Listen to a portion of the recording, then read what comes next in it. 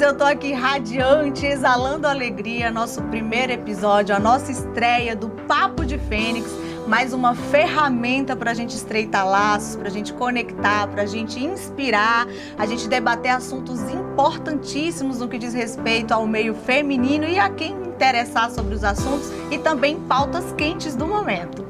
Num mundo que é cada vez mais acelerado e cheio de excessos, o que está acontecendo com as mães, meninas, mulheres? O que está acontecendo? A chegada de uma criança vulnerável é extremamente demandante, né? E nos convida a tirar o pé do acelerador, talvez de uma maneira como nunca nós fizemos antes, né? E quando que isso é possível e quando não percebemos a necessidade de diminuir o ritmo, de sintonizar o ritmo natural, no curso natural do ser humano e seguimos atendendo a tudo e a todos. O que isso ocasiona? O que acontece? Burnout. Esse é o tema de hoje, quais os sintomas, como caminhar para novas dinâmicas mais saudáveis, mais especificamente burnout materno. E eu trouxe com muita honra e muita responsabilidade, a dedo, né, no que diz respeito à técnica para falar desse assunto. Ela que tem 37 anos, casada, ela é médica pela Universidade de São Paulo, pós-graduada em psiquiatria pelo Instituto de Pesquisa Médica no DF, pós-graduada em TDAH pelo CBA of Miami, atuação hoje, consultório UNA, CAPS 1 e CAPS Álcool e Drogas pela Prefeitura Municipal de Luiz Eduardo Magalhães. Essa mulher incrível, maravilhosa, linda, cheia de vida, Marcela Junqueira. Oi, Nô. Primeiro eu queria agradecer pelo convite, é uma honra estar aqui, né, no Papo de Fênix com uma mulher tão incrível como você. Muito obrigada. Inspira tantas mulheres na nossa cidade, região, é uma mulher inspiradora, cheia de vida, de alegria, de Deus. Então é muito bom para mim, é um momento assim único estar aqui, já estive em outros podcasts, mas esse com certeza com um tema tão importante. Estou muito feliz de estar aqui com vocês também. Eu fico muito honrada, gente. Eu sou emocionada, eu tô arrepiada de ouvir a Marcela já falando quão importante é o assunto. Ô Marcela, eu tenho visto nas redes sociais a frase o seguinte: eu amo meu filho, mas eu odeio a maternidade, né? Ou eu quero ser mãe, mas em outra vida eu quero ser pai. Né? Eu escuto muito isso. Eu acredito que isso tudo seja uma consequência, né, da observação, e hoje em tempos de internet a gente vê muito os relatos de forma negativa da maternidade, e isso tudo tem assustado muitas mulheres cada vez mais estão se afastando do compromisso da maternidade. E me fala um pouquinho sobre essa consequência dessa estafa parental, especificamente maternidade. Nos explica o que é de fato burnout materno. Sim, não, é muito importante lembrar o que significa a palavra burnout mesmo, né, que é uma queima por inteiro. Então, quando a gente pensa em queima por inteiro no inglês, burn é out, queima por inteiro, a gente começa a pensar como que isso seria bom, né? O burnout, ele veio das atividades laborais, né, das pessoas. É uma síndrome que já existe há um tempo e há pouco tempo se fala, desde 1990, já começa a se dizer sobre a questão do burnout materno, né? Então, o burnout materno nada mais é que essa estafa física e mental que a maternidade traz para as mães, igual a Norma tinha comentado, em relação a toda a modificação estrutural e a modificação emocional dessa mãe. Começa na gestação, mudança hormonal, mudança de peso, uma série de coisas que vão acarretando ao longo do tempo. E a gente fala, tem data específica para começar e terminar o burnout? Se é uma síndrome que já está te causando estafa, então para estafar é a mesma coisa no trabalho. Não tem como ser da noite para o dia. Então a estafa ela demora um tempo para acontecer. Então, quando os bebês começam a terminar 3 meses ali, até os 3 anos de idade, e pode se estender até a geração canguru, que são os filhos de 25 a 35 anos que estão nas casas dos pais. Então, a mãe não se livra desse burnout, desse esgotamento tão pouco, né? Antes da gente falar disso, eu queria só diferenciar, porque muita gente confunde burnout materno com blues puerperal, que são aqueles primeiros 14 dias pós-parto, que a mulher se sente deprimida, acha que não vai dar conta de nada. Muito naturalmente, né? Muito natural. Então, de 10 mulheres, 7 têm o blues puerperal. nesse início de gestação, os hormônios estão todos modificados do puerpério, então a mulher tem esses sintomas. Então é muito comum que ela se sinta assim. O que preocupa? Diferenciar a blues puerperal, que são esses 14 primeiros dias após o nascimento da criança, a depressão pós-parto, quando ela começa a chorar, pode ficar muito mais eufórica, rejeitar o bebê, né? Então, entre isso, dentro do burnout, a gente tem que falar, porque senão a pessoa já confunde, pensa, síndrome de burnout materno 14 dias já tô na estafa. Já tô na estafa, e não é bem assim, gente. Blues puerperal é muito comum, tá? E quando eu falo comum, é comum mesmo que isso aconteça, são sentimentos, emoções que elas vão passar, tá? Essas emoções, elas vão chegar no momento que tudo vai se resolver. Agora, se não se resolver, é necessário sim a ajuda de um especialista. Então, nesses casos, depois dos 14 dias, se começar com esses sintomas piores, a gente pede ajuda. E a questão é essa, e daqui a pouco a gente vai diferenciar e discorrer um pouco mais sobre o burnout, que é um tema que cada vez mais está nos consultórios, e a gente tem que se preocupar muito com essas mãezinhas, porque elas não chegam disso de um dia para a noite. E existem as consequências gravíssimas, como síndrome do pânico, depressão grave e transtorno de ansiedade, que são transtornos dentro da psiquiatria que a gente se preocupa muito e temos que tratar. Isso aí. Não é um assunto da atualidade. Na verdade, em pesquisa, eu verifiquei que há décadas e décadas isso já é um assunto que já se falava antigamente, mas mais no âmbito, né, sociologia e não na psicologia e psiquiatria. Hoje o assunto está mais quente, então aqui é um ambiente confortável para a gente falar sobre o assunto, já visto que eu sou mãe, a Dai, né? Então a gente tem aqui uma estrutura mais tranquila. Agora, falando da maternidade nos extremos da sociedade, na base da pirâmide, né? E no topo da pirâmide, porque assim, olha, a mãe de classe A, né, classe média, classe alta, ela tem todo um amparo, né? Isso a gente não tem como igualar o burnout materno quando a gente fala sobre finanças, sobre classe social, e a gente precisa olhar isso com um olhar de empatia, né? Claro que a classe alta não está livre, a classe baixa também não está livre de uma estafa, mas se tratando dessa questão financeira, vocês verifiquem comigo, se uma mãe, né, já tem a preocupação natural sobre o futuro, sobre suprir a necessidade do seu filho, sobre criar de uma maneira que ele não tenha as privações. Claro, toda mãe pensa em ter filho e propor as melhores coisas, não é? Então, se a gente levar em consideração a classe social e a observação de quem tem classe A, sociedade, as mães de classe média, classe alta, elas conseguem um apoio maior, elas conseguem uma babá. Então, o que acontece hoje? A mãe classe média vai trabalhar e a mãe classe baixa também deixa os seus filhos para alguém cuidar. Ou acaba pagando outra mulher que também é... Exatamente. Então, é disso que a gente está falando. Então, assumindo responsabilidade financeira sozinhas, né? Seja mãe empresária, mãe faxineira. E para falar de finanças, que também é um fator que eleva o burnout materno, certo, doutora? Por conta dessa pressão, preocupação de suprir a necessidade de um filho, eu convidei aqui ela que tem 32 anos, divorciada, formada em administração de empresas, pós-graduada em gestão financeira pela Fundação Getúlio Vargas, Finanças, Investimentos e Banque pela PUC, especialista em investimento, 8 anos de experiência em instituição financeira, Pamela Santos. Olá, Noelma. Olá, mulheres. Satisfação imensa estar com vocês aqui e compartilhar esse momento, né? Para mim é uma satisfação e um conhecimento muito novo. Eu que não tenho filhos, embora auxilie no planejamento financeiro para isso, para que esse momento ocorra, no entanto, muita coisa, muito conhecimento novo que foi agregado para podermos estar aqui, e eu também tenho um monte de dúvida para tirar com vocês, perguntas para fazer. Então, estou super ansiosa. Também, com certeza.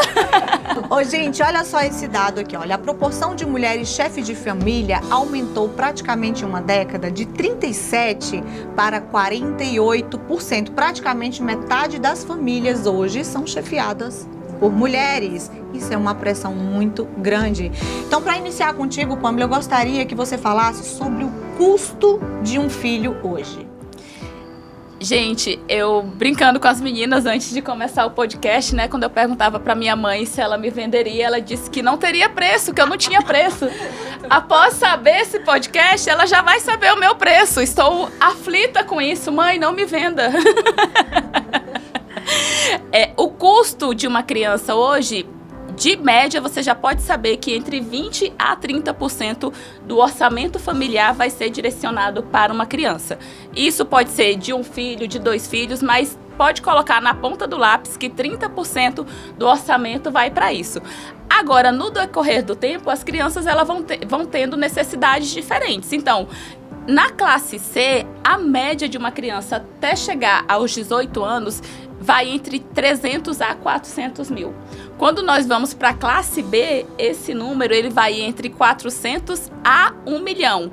E pasmem, classe A vai de 1 milhão a 3 milhões e meio. Oi, herdeiros. Esse dado é do IBGE, gente. Agora, o que essas pessoas fazem, né? Como vai todo esse orçamento? Então, isso aí é todo aquele custo. Escola, natação, inglês, Kumon. Então, quando vai colocar ali na ponta do lápis, pasmem, até 3 milhões e 600 para você deixar o seu filho lá na faculdade. Preocupante. E aí, gente? Meu Deus do céu. Olha só. Analisando essa questão toda, né? Da mãe, classe... Você vê como que é uma pressão globalizada, né? Ela falou do Kumon, ela falou do inglês. Você imagine a pressão na cabeça de uma mãe quando ela tem essa percepção globalizada que, não tô fazendo o suficiente. Por quê? Porque o meu filho não faz uma atividade extra. O meu filho não tem um acompanhamento de um fonoaudiólogo, ele tem uma dificuldade, eu não tenho acesso a políticas públicas. E isso tudo gera essa sensação de insuficiência, não é? E aqui, só um minuto. Tá, aqui. Entra nesse conflito interno de que precisa se esforçar mais, que a minha avó conseguiu, a minha mãe conseguiu, mas na verdade, gente, ninguém conseguiu. A verdade é que ninguém conseguiu e que antigamente ninguém reclamava. Hoje não é que nós estamos reclamando, hoje a gente tem voz e vez para falar sobre o assunto e explicar que a maternidade não é um fator 100% responsabilidade da mãe, mas existe a necessidade de dividir tarefas para que isso não aconteça, porque nós precisamos dar continuidade àquilo que a gente lutou até hoje, de uma carreira, né, de fazer outras atividades. Então isso tudo é uma pressão. E eu quero saber dela, que é casada, mãe do Heitor, de 2 anos, engenheira agrônoma pela Universidade Federal do Pará. Ela já foi consultora de vendas no Maranhão, já foi representante técnico de vendas no Tocantins e hoje atua na Brandit como representante técnico de vendas. Gente, o filho dela é um fofo. Daiane Lustosa. Obrigada, Noelma. Desde o início que começou esse convite, eu tenho que te falar primeiro parabéns, e para mim foi uma honra, né? E agora conhecer vocês, para mim assim, não tenho nem palavras para participar desse projeto e te parabenizar. Para mim é uma honra estar aqui com vocês, a gente ter esse bate-papo aí. E é um assunto bem delicado, né? Você acha delicado? É bem delicado. Eu também acho delicado, mas eu quis causar uma atenção a mais. Olha só, eu quis convidar uma mulher do agro, né? Com essa representação, por quê? Por conta da demanda da saída de casa, saída da cidade, né? Haja visto que você viaja bastante, né? Foi falado aqui sobre suas especialidades. Dai, você não é essa mãe baixa renda. Também não é uma mãe solo, né? Você tem esposo em casa, mas me conta assim, mesmo assim, você sente a pressão, a culpa, o medo, a sensação constante que deveria fazer mais? Com certeza. Eu acho que a gente acorda e dorme já com uma culpa ali, né? Pensando que você não está fazendo o suficiente pelos filhos, né? Pelo filho. Então, assim, hoje eu tenho que agradecer muito, porque eu tenho um parceiro em casa que me ajuda muito nessa questão de dividir tudo, de de me proporcionar também de trabalhar, né? O meu trabalho é bem puxado, né? Eu conheço um pouquinho, então é bem puxado, de ter que dormir fora de casa, então assim, eu tenho um apoio muito grande, mas assim, não tem apoio do mundo que venha cumprir, assim, apagar a culpa de uma mãe, né? Então assim, todos os dias que eu acordo, que eu levanto e que eu chego em casa, eu tenho sim, né, uma cobrança, e eu acho que é uma cobrança mais interna, pessoal minha, que eu tenho, de fazer algo pelo meu filho, fazer suficiente para ele, e na verdade nunca é suficiente, né? Verdade. Me conta aqui, quando você teve o Heitor, quanto tempo depois você foi trabalhar? Como que foi isso? Então, eu sou uma pessoa assim, bem agitada. Sou uma pessoa assim, bem agitada. Então, na verdade, quando eu descobri que eu tava grávida, eu tava trabalhando e eu levei um choque, porque eu sou muito agitada e eu não queria parar. Então, como é que iriam ver isso, né? Como que a sociedade ia ver, como é que o trabalho ia ver isso. Então, minha primeira reação quando eu descobri foi chorar e sair para trabalhar. Eu peguei o carro e fui trabalhar. E meu esposo me ligando, mandando mensagem: você já comeu? Sai do sol quente. Mas assim, é porque tem uma cobrança muito em cima da mulher, né? De talvez de ficar, não nada contra, mas assim, de ficar só em casa. E eu tenho um plano de carreira, né? De objetivo pessoal. Então assim, eu não queria parar. E tudo isso soma casa com o que eu tenho que entregar para o meu filho e para minha família, né? Claro, existe o fator externo, né? A gente fica se perguntando como estão me vendo, como a família está me vendo, eu deixando o meu filho com o pai, não é verdade? Então, assim, doutora Marcela, quando você começa a acompanhar, né? Existe o diagnóstico já do burnout materno.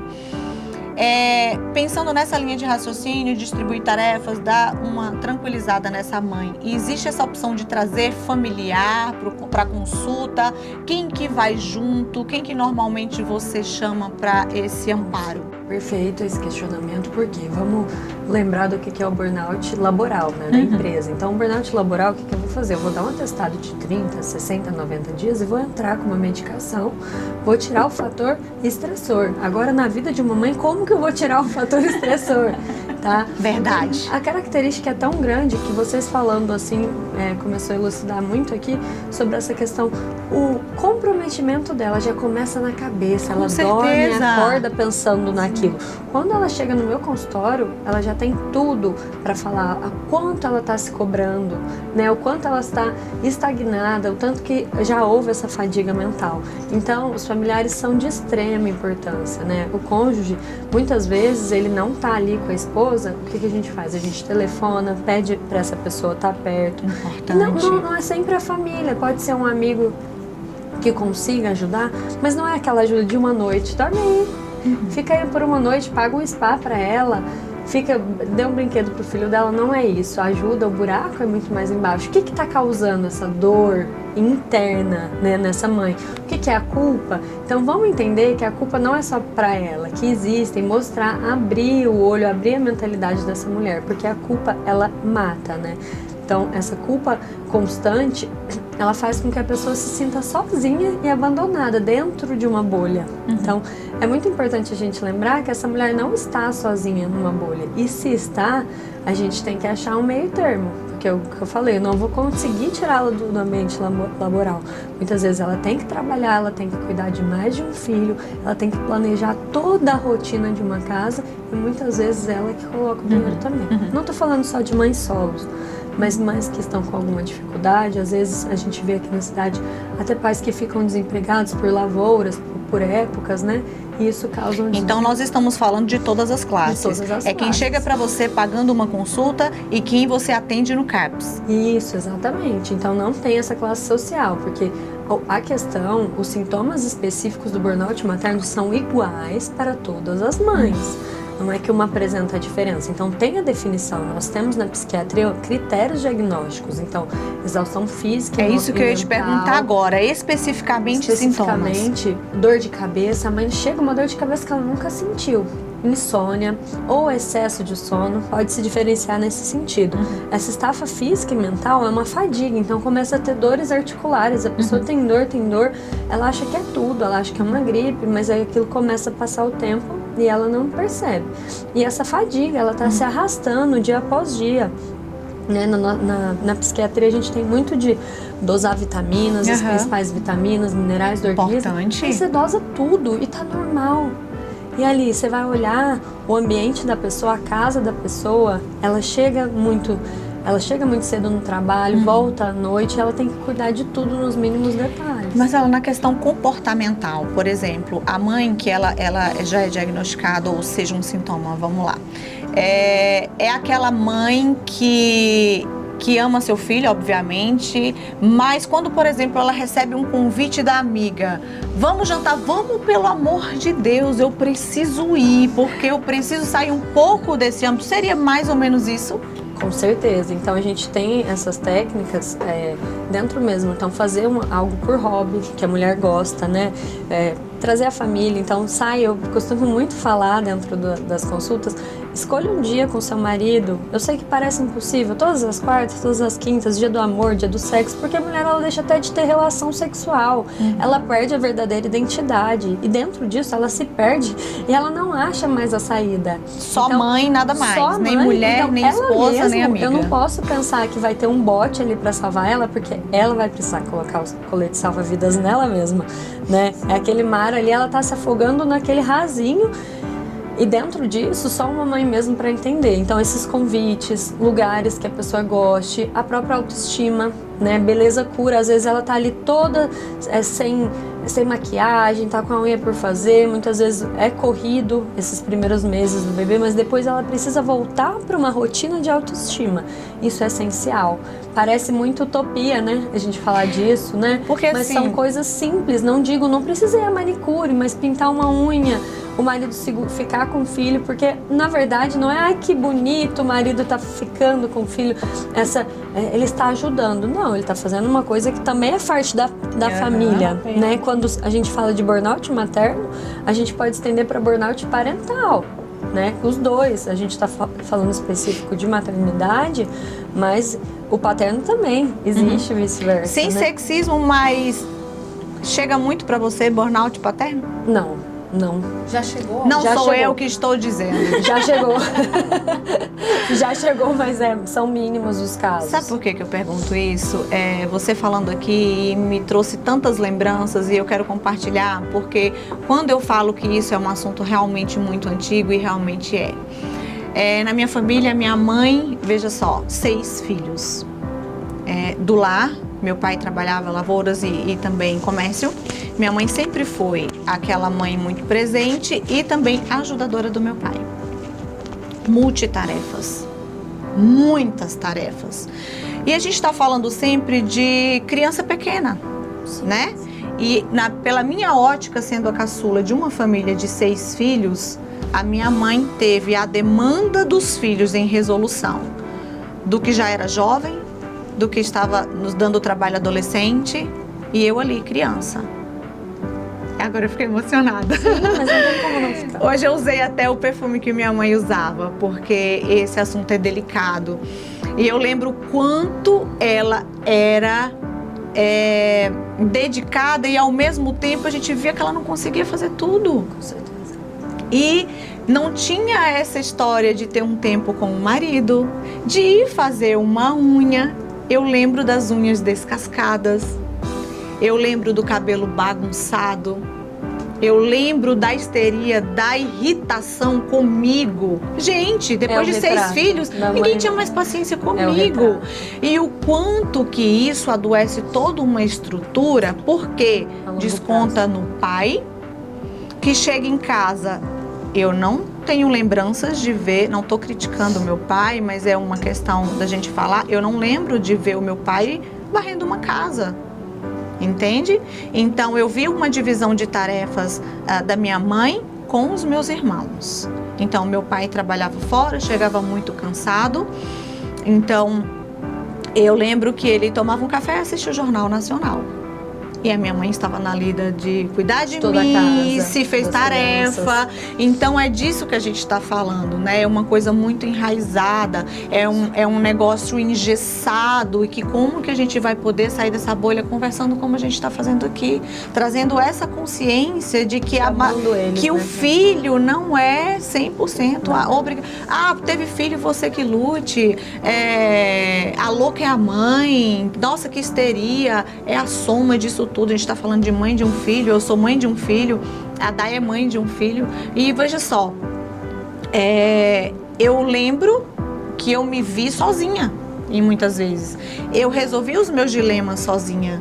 Então, essa mulher forte hoje, né, que vocês a Marcela se referiu no início e que muitas pessoas atribuem, isso é reflexo de tudo isso. Eu precisei meus enfrentamentos sozinha, né? Por quê? Eu já vi a minha mãe tão estressada, eu não tinha nem como chegar para contar. Então, coisas de problemas na escola, eram minhas irmãs que terceirizavam para minha mãe saber, e isso tudo adoece todo mundo. Então, hoje eu precisei me conhecer, saber o porquê que eu tinha determinadas atitudes, né? De ser sempre essa parte reativa também tem muito disso, precisei me proteger. Então, a gente percebe que cada vez mais as mulheres estão querendo ser menos mãe. Por que essa observação? Como eu falei, somos 3 mulheres. A minha irmã mais velha teve 1 filho. A minha irmã do meio foi a mais corajosa, teve 3, eu tive 1. O meu outro irmão teve 1, o outro também teve 1. Então a gente vê mulheres hoje com medo de maternidade. Concorda com isso? O que vocês veem com relação a isso? Quando eu era mais nova, então eu casei com meu primeiro namorado, né? Nós fomos casados por 12 anos. E eu tinha sempre assim, não, eu vou priorizar a minha carreira como um reflexo de fazer aquilo que a minha mãe não fez. A minha mãe, ela estudou até a 5ª série, depois teve que começar a trabalhar muito cedo para ajudar dentro de casa. Na família dela são 8 irmãos também. A minha avó se separou do meu avô, eles eram muito novos. Então, ela acabou priorizando o trabalho. Tem que trabalhar para trazer dinheiro para dentro de casa para ajudar a minha avó. Então, quando eu cresci, o que eu tinha em mente? Não, eu vou priorizar a minha carreira para poder não passar pelo que a minha mãe passou, por todas as privações, 2 empregos e tal. A carreira foi muito bem estruturada. Quando eu comecei a estudar e comecei a viajar, o que eu pensei? Caramba, o mundo ainda é muito grande. Porque as minhas colegas de trabalho que saíam de licença maternidade, quando voltavam, eu estava praticamente 2 níveis acima delas. E elas tinham que começar a estruturar. As prioridades mudavam, então eu conseguia fazer hora extra até um pouco mais tarde. Elas tinham que ir para casa justamente para cuidar das crianças. E eu falo de mulheres que tiveram gêmeos. Então, assim, se um já muda a estrutura, imaginem 2, né? É um negócio muito mais complicado. E eu olhando esse cenário, falei, não, eu quero ser mãe. Eu tenho muita vontade de ser mãe, mas eu quero dar uma priorizada em mim. E aí foi passando o ano, aí eu resolvi viajar, resolvi fazer intercâmbio. E continuei me priorizando. E é justamente por isso, uma questão de não querer o reflexo da minha mãe. Eu amo a minha mãe, não é falando sobre isso, mas é olhar para ela e falar assim, quantas vezes ela já se privou, quantas vezes ela deixou de comprar uma roupa para ela, para comprar para mim, para comprar para o meu irmão. Então eu não quero chegar nessa mesma situação. Eu quero ter um filho quando eu estiver preparada. A sociedade, ela impõe padrões para nós mulheres. Inclusive, depois dos 30, eu comecei a sentir muito mais o peso disso. Cadê o filho? O filho não vem. Mas antes era assim, casou, não vai ter filho? Mas por que você está priorizando isso? Por que você não está em casa com seu marido? Por que você está viajando? Por que você está fazendo? Aí depois mudou. Depois dos 30 é uma avalanche. Mas você tem 30 anos e ainda não tem filho? Tipo, que absurdo. Porque as meninas da sua época já têm filhos. Graças a Deus, agora está mudando um pouco esse cenário, né? A gente consegue ver. E como eu não fui priorizando isso, aí agora, até eu esses dias, vou completar 33 anos esse ano, aí eu tava lá sentada e falei, caramba, eu não tenho filho. Só que a gente sempre fica ali, tá sendo suficiente? Por exemplo, ele fica o dia todo na escola, porque eu tenho que trabalhar, meu esposo também, então vai pra fazenda. Aí fica aquela coisa, e se eu tiver mais um? Eu vou estar sendo talvez injusta com uma criança ali que não vai ter aquela qualidade de uma atenção de uma mãe. Gente, a gente alinhou certinho aqui, foi exatamente o que eu escrevi a meu respeito, a gente é muito parecido nesse sentido. Eu acho que uma das prevenções para não chegar no burnout materno é essa consciência do que pode... É uma cobrança, assim, de tudo quanto é lado. Porque a gente trabalha fora, né? Aí tem o nosso compromisso com o trabalho da gente, metas, entregar, e além do teu profissional, né? A tua meta pessoal. Então, aí tu chega, ainda tem casa, aí tem um filho, aí na verdade são 2 filhos, que tem um marido também, né? Que esse é um filho aí que só passou de casa, né? Mas você já falou aqui que ele ajuda em tudo. Ajuda. Dá acesso que é de César. Ajuda, eu não posso reclamar não, que ele o jeitinho dele, mas ajuda. Às vezes o menino vai pra escola com uma roupa de uma blusa, o short de outra. Uma meia de um, Mas, meia de outro. Mas assim, o importante é ajudar para não sobrecarregar a mãe. isso aí eu falo, às vezes eu falo assim, amor, pinte o cabelo do menino. Mas a gente sabe, eu agradeço todos os dias, porque ele me ajuda muito. Então assim, mas tem uma cobrança demais da gente, pessoal, dos outros. A minha mãe mesmo, nossa, você vai deixar o Heitor na escola o dia todo, tadinho. Mãe, não, eu tenho que trabalhar também, mas assim, na escola tá educando, tá aprendendo, às vezes em casa a criança vai estar numa televisão, num celular, não vai se desenvolver, então assim, às vezes chega em casa ele E conta... a pressão aqui na cabeça da mãe. Verdade, às vezes chega em casa, ele conta uma musiquinha, eu fico muito contente, falei, poxa, que bom, não foi eu que ensinei, a escola tá ensinando, então tá indo no caminho certo, e se não tiver no caminho certo, um dia ele vai ver que eu tentei, né? Vocês veem que o que a gente precisa também, para evitar toda essa pressão, é respeitar o tempo de cada pessoa. E cada pessoa tem os seus motivos para querer ou não ter não ter ou ter mais filhos. Não cabe a ninguém a esse questionamento. Eu acho que é tão arcaico já. E haja vista que existe tanta consequência negativa, psicologicamente falando, com base nesses questionamentos, que a gente precisa só se calar, né? Quando perguntada na caixinha, uma seguidora me pediu um conselho, que ela queria ter filhos se eu achava que ainda é tempo de ter filho. Quando uma pergunta é feita, ok em responder. Se você não foi questionada, não responda. Então, eu, quanto mãe e mulher, eu decidi ter um filho só. E complementando o que eu estava falando, que a gente está alinhada aqui nesse nível de preocupação, o Breno foi planejado. Quando nós planejamos, então, eu decidi ficar 4 anos em casa em função do Breno. A minha sogra, na época, ex-sogra, existe ex-sogra não, né, gente? Acho que não. Diz que é pra sempre, né? A segunda mãe. Então, ela morava comigo. E aí, ainda tinha uma menina adolescente que, entre aspas, a gente adotou, então, de alguma maneira, ela ajudava ali a olhar. Mas, assim, eu quis maternar. Quando mulheres também me perguntam sobre Noelma, eu quero já um treino em casa e eu gostaria que você me desse uma dica, o que eu posso fazer? Eu falei, não faz nada. Vai maternar justamente por essa soma de autocobrança. Por quê? Porque ver no Instagram mãe saindo da maternidade, da gestação já toda fitness. Então, assim, quem disser que não é imposto um padrão, tá mentindo. E hoje em dia, com esse acesso à internet, a gente fica muito nessa comparação.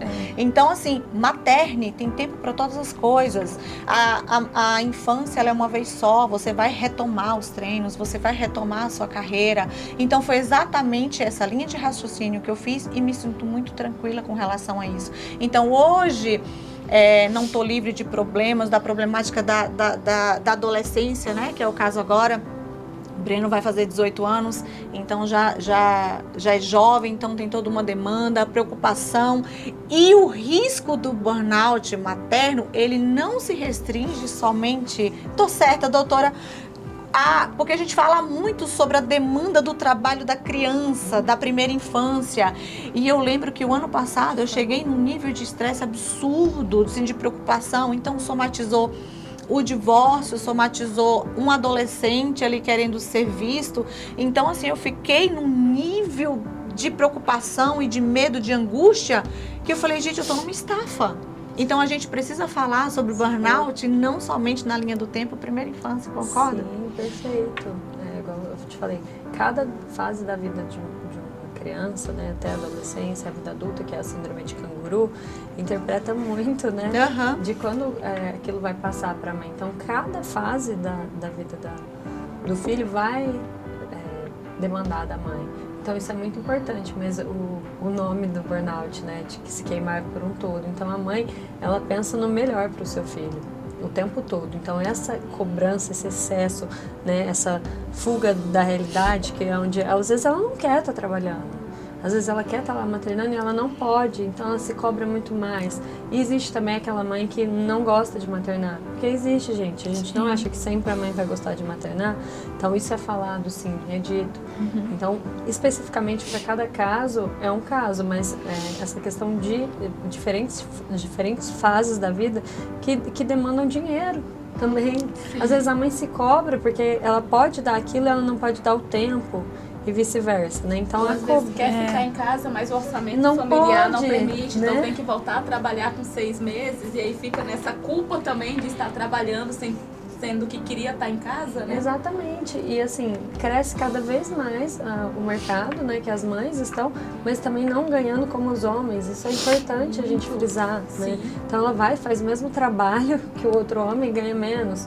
E passa o mesmo tempo e ela ainda tem essa família para cuidar dentro de casa. Então isso tem que ser visto como algo muito... Claro. Eu decidi ficar com o Breno 4 anos, mas o Breno foi planejado. A gente precisa falar sobre mães que não têm como planejar. E nem Exatamente, nem suporte, nem planejamento e baixa renda. Então, assim, então a gente precisa respeitar todas as esferas, todas as decisões e tentar... E assim, gente, o julgamento, ele vem, a maior parte das vezes, sim, pelas mulheres. Pelas mulheres, outras mulheres, né? Então, o que a gente precisa agora é empatia. A gente tem aqui um assunto muito importante sendo tratado. A gente já falou sobre sintomas, né? Para que haja essa percepção. E outra coisa que eu acho também, porque eu vivi isso na minha maternidade, o que acontece? A mãe, ela tem toda essa sobrecarga na maternidade, mas também ela não permite ser ajudada. Acontece isso, doutora? Demais, a mãe não se permite. Exatamente. Esse perfeccionismo excessivo, às vezes é da personalidade da pessoa, ela não busca ajuda. Isso. Muitas mães também não são validadas fora de casa. Quando ela chega em casa, que ela ouve do pai, a criança só dorme com você. O filho só faz a tarefa com você.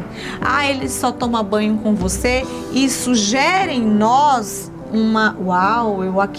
eu tô reinando, eu tô sendo solícita, então aqui tudo bem, então eu faço tudo. Então a gente abraça as funções, sobrecarrega e não abre mão e adoece. Chegou nesse ponto perfeito. Era isso que a gente tinha que falar. Porque a estafa é exatamente isso que você falou. Que acontece esse acúmulo, né? Então como que acumula? A mulher se permite em algum momento acumular. Então ela tem que pedir ajuda em algum momento, senão ela vai ficar mesmo com a síndrome. E a síndrome são sinais e sintomas clínicos característicos. A gente está falando de doença, né, gente? Sim. A gente está falando de uma clínica, de uma doença tratada, muitas vezes com medicamentos. E que podem progredir para sintomas e para doenças mais sérias. Eu acho que nós como mulheres já temos essa dificuldade, sem falar de filhos.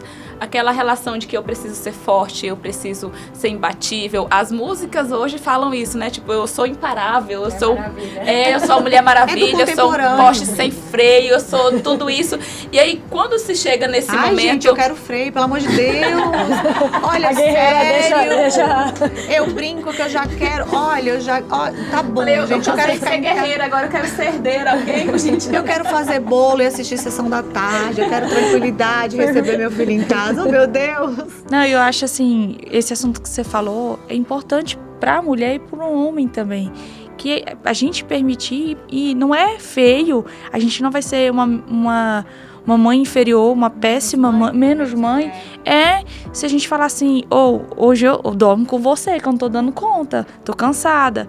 E é importante. Então, assim, acho que é importante também os homens ter um outro olho, um olhar para as esposas, para as mães, né? Em ajudar mais, porque talvez, igual a Naama falou, da família dela, eu vejo muito isso com a minha mãe e com meu pai. Minha mãe era 4 mulheres, então tinha aquele negócio, o pai vai trabalhar fora, a mãe fica em casa. E, gente, é muito trabalho em casa, que não para. Eu falo pra minha mãe, a senhora é guerreira. Se hoje eu for 1/3 do que a senhora foi pra nós, eu tô no céu. Então, assim, você cuidar de casa e tudo mais, então, hoje, talvez por criações e tudo mais, ainda vem refletindo isso em alguns homens, em algumas mulheres também. Então, é importante a gente falar disso, que o homem também tem que, e não esperar a mulher falar, pedir uma ajuda. Poxa, pega a criança, leva ele para tomar banho, né? Então, assim, ajuda a gente também em fazer um leite, são detalhes. São pequenos. Vamos abranger aqui, vamos ampliar esse campo de empatia que não se restringe somente ao companheiro, por quê? A gente também está falando de mães solo, mães divorciadas, mães que não têm uma presença nem na educação e nem no que diz respeito à pensão financeira. Exatamente. Nossa, perfeito. Então, Muito o que a gente hoje. precisa também, com mais uma iniciativa de um olhar, né, pelo bem comum, é nós, quanto mulheres, analisarmos ao nosso redor. A nossa irmã que teve filho, né? A nossa amiga que teve filho. Ela às vezes não vai falar, porque nem sabe, inclusive, se você está disposta a ajudar. Então ofereça, olha, eu vou passar uma tarde com você, e se você quiser, você durma. Eu vou cuidar da criança, entendeu? Então a gente precisa estar atento com quem está perto, né? Pra gente tentar, de alguma maneira, evitar chegar a esse ponto e que cada vez mais mulheres adoeçam e também demonizem a maternidade. E esse ofertar faz muita diferença. Eu tinha uma amiga e ela teve gêmeos, né? Tive 2, então realidades distintas, mas teve. E aí um dia eu falei pra ela, olha, se você precisar, os bebês começaram a crescer, se você quiser, vai ter tal show, vai com seu marido, eu fico com as crianças. Eu acho que eu nunca vi uma pessoa tão feliz na vida. Eu acho que ela deve ter te agradecido muito. Ela ainda falou assim pra minha amiga, Nossa. se acontecer alguma coisa, gente, você me liga, porque eu não quero nem olhar no meu celular, eu quero curtir a minha noite. Olha só, desespero por uma vida extra-maternidade. E as mães reclamam, muitas mulheres amigas próximas falam que a maternidade, o casal fica só o casal, né, quando tem cônjuge, mas muita gente some. Desaparece aquelas pessoas do dia a dia, né? Sim. Então não tem aquelas pessoas que você achava que você podia contar, quando vê todo mundo desaparece. Cadê? Quem eram, né? Talvez essas até ali pessoas? o ciclo de amigos muda. Sim, muda, né? Às vezes É um curso natural. Natural. Mas existem pessoas que realmente fogem de abraçar o problema. Isso é uma realidade, né? Eu tô aqui com um bebê no colo, chorou, toma mãe. Já devolve. Na verdade, Consegue isso ficar. é um comportamento automático de todo mundo praticamente, não é? Não, deixa eu segurar mais um Esquiva. pouquinho. Vai mais pra longe, a mãe, de novo. Não, eu não tenho jeito com criança, mas a criança nem reclamou O de... ser humano, a gente, desde os primórdios, a gente foge da dor. Então, ninguém suporta sentir dor. Então, a gente foge a todo momento de tudo aquilo que causa dor. Não que a maternidade cause dor, mas em alguns momentos ela vai causar. Então, é incontrolável. A gente nem vê que a gente faz isso. Então, a gente foge inconscientemente desses motivos de dor, que vai ser aquele choro ardido, né? Que vai ser aquela criança que tá derrubando a casa e você fala, não, tá tudo bem, né? Às vezes a mãe tá cansada desse momento. Vários pacientes chegam onde eu trabalho no público, que tem uma recepção grande, né? Eu vejo as meninas, eu acho incrível isso, elas seguram os bebês, seguram as crianças de colo, começam a conversar, desenhar, pintar. A mãe já vai outra pessoa para consulta, ela pensa, meu Deus, né? Já fica extremamente feliz, já muda o semblante ali, já entra de outra forma. Até como a gente aborda uma criança, né, na consulta, a mãe já fala, nossa, você tá dando oi para minha criança. Tem pacientes que falam que as pessoas que atendem nem olham, né, passa despercebido. Então você tem que ter esse olhar, né, de falar assim, nossa, isso é um olhar humanizado, isso é importante. No que diz respeito ao atendimento público para pessoas que não têm condição, né? Marcela deve saber mais, a gente quer saber.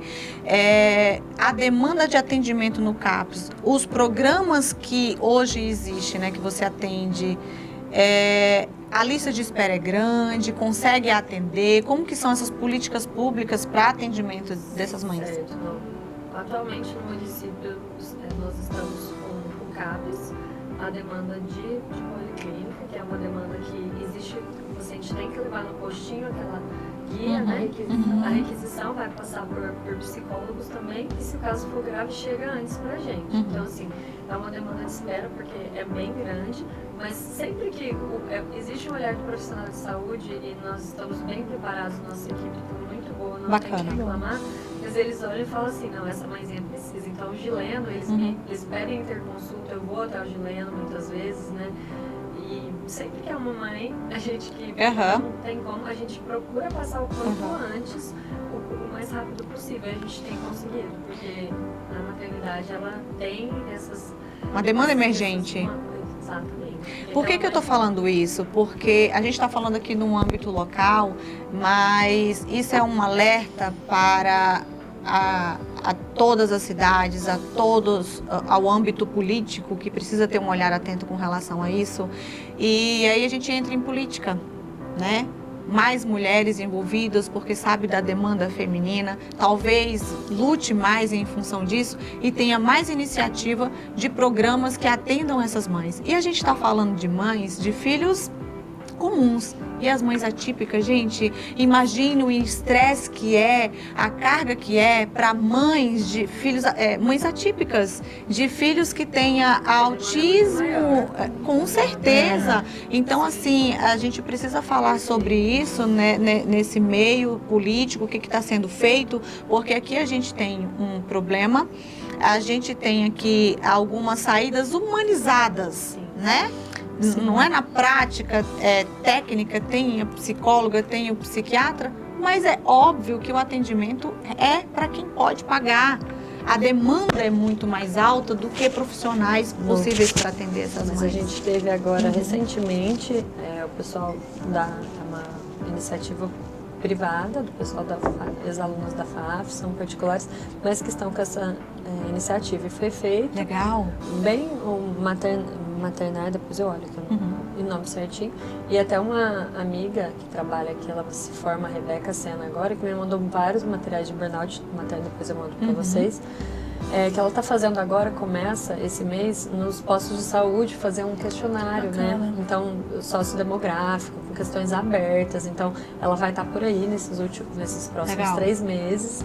Então, ela está se formando em psicologia e o tema do TCC dela, que já foi enviado para Palmas, é burnout. Olha aí que interessante, não é só a gente esperar o vereador criar um projeto, né? Quanto humanos, aí a gente entra mais nessa questão da empatia. De que forma que eu posso ajudar, né, a sociedade como um todo, as pessoas que estão próximas a mim? Então, usar de força da empatia, da parte técnica para ajudar um todo e a gente cada vez mais equilibrar isso. Então, preciso um olhar para si, mães, analisar qual a demanda, verificar se realmente tem essa estafa, procurar ajuda, pessoas que estão em volta, analisar essas mães. Eu sei que existe uma demanda muito maior para mães de filhos pequenos.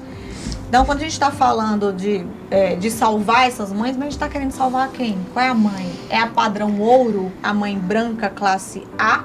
Ou a gente está com um olhar para a mãe periférica, a mãe que não tem planejamento de ter filhos, são as mães que têm esse filho surpresa e precisa encarar com responsabilidade isso. Então a gente precisa, né, de cobrança mesmo para as políticas públicas, desenvolver mais projetos nesse sentido. E possivelmente essas mães, até essas classe C ali, a preocupação redobra. Uma coisa é você ver o seu filho chorando e saber que você pode comprar um medicamento para aliviar a cólica que custa R$200. Meu Deus, com certeza. E a outra coisa é você ver o seu filho chorando e saber que você não tem R$1 nem para comprar uma pomada de assadura. Então, assim, imagine a autocobrança dessa mãe que tem o filho ali que realmente o ama e sabe que não pode dar as coisas que ele precisaria naquele momento, que tem que privar. Então a cobrança possivelmente é muito maior. É claro que as preocupações são diferentes, né?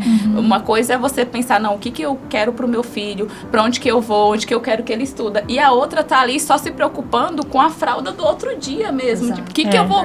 como que eu vou comprar essa fralda dessa criança? Então olha só o nível de preocupação de formas totalmente diferentes de acordo com a classe social. Uma vez uma paciente me falou que ela queria tirar a própria vida porque ela não tinha dinheiro para comprar um material escolar para a filha, que ela não tinha como mandar. Porque quanto mãe, assistir a privação é duríssimo.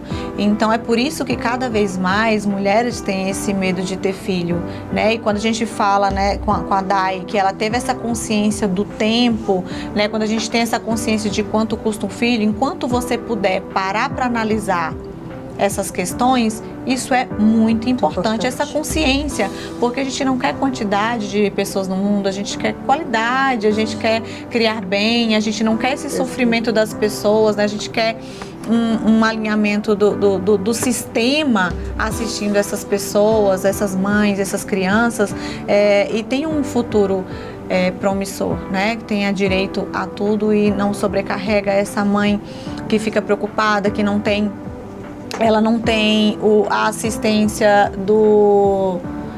Perdão, progenitor? Do genitor. Genitor? Uhum.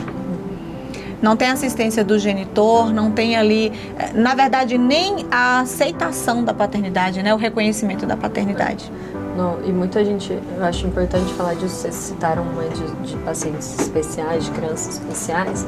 Quando a gente fala do paciente neurodivergente, do TDAH e do autista, a gente merece falar com o maior carinho, com o maior respeito. Os meus sabem o tanto que eu sou apaixonada, assim, que eu faço tudo pelas mãezinhas. Eu trabalho mais com as mães diretamente do que com as crianças, então eu tenho esse público. Quando a gente fala dessas doenças, né, do neurodesenvolvimento, a gente fala hoje em epigenética. São fatores externos que podem ocasionar essa doença. Então, você acha que a mãe ela quer estar consumindo aquele tipo de alimento? Ela não tem opção.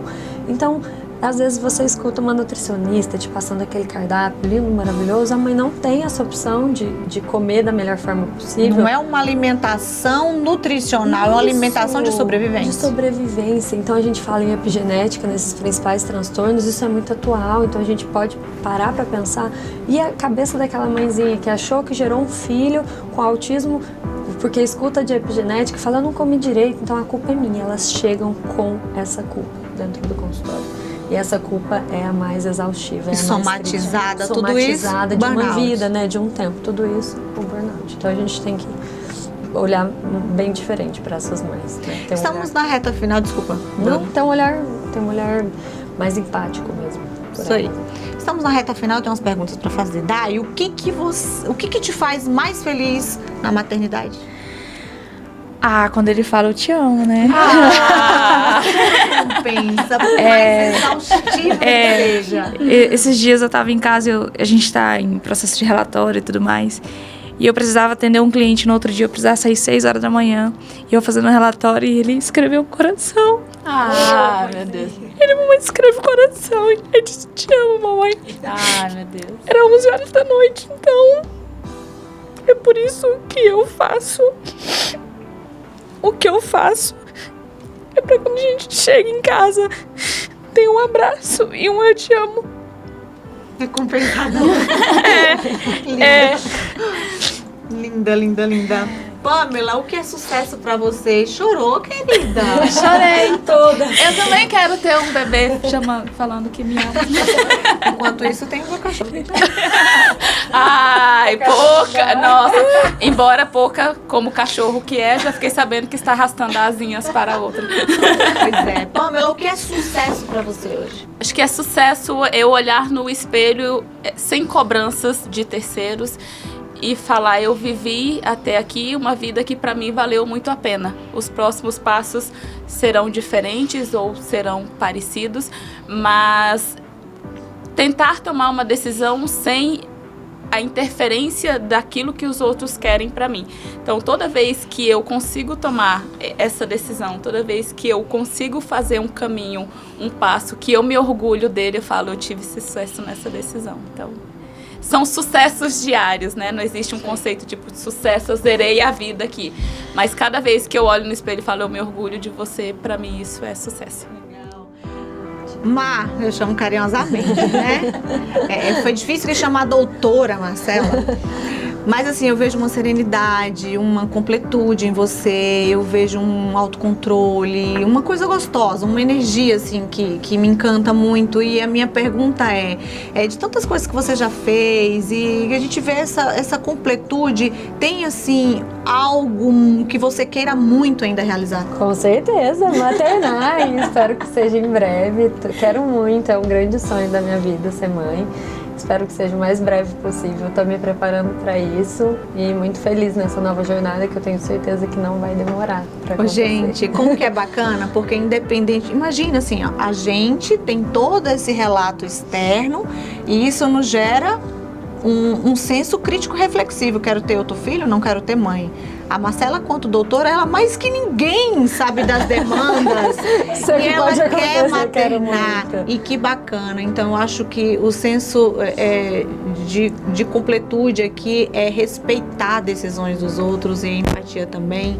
E nos abraçarmos, né? E que delícia o nosso papo, né? Que delícia. Como foi, assim, furar a bolha, olhar para a base da pirâmide social dentro dessa problemática, do topo, nivelar todo mundo num senso, saber que todo mundo precisa de ajuda, independente, né, de classe social. Eu acho isso muito importante. E isso nos acende vários alertas, e é por isso que existe o nosso Papo de Fênix, para fazer de mulheres umas fênix. Vai passar tudo isso, você vai ter com quem contar, que vocês tenham toda boa sorte em maternar. Esse foi o assunto de hoje, extremamente pertinente. Observe aí o seu meio, encaminhe esse assunto para quem precisa, para quem está maternando, para quem pretende maternar, para que tenha essa percepção desse assunto tão importante, para que cada vez mais mães estejam mentalmente saudáveis para realizar as suas funções e também enquanto mulher. Está disponível o Papo de Fênix no Spotify e YouTube.